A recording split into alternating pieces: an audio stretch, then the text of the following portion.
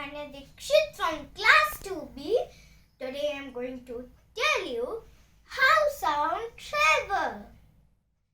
Sound waves can travel through the vibration of the molecules. Molecules can be in three parts.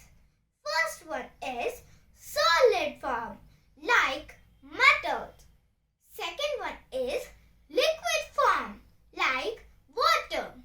And the third one is the gas form like air.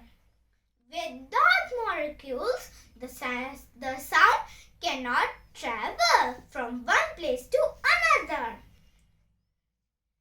If I sing a song for my friend on earth, because there is atmosphere and air on the earth, so the sound can travel and my friend can listen everything.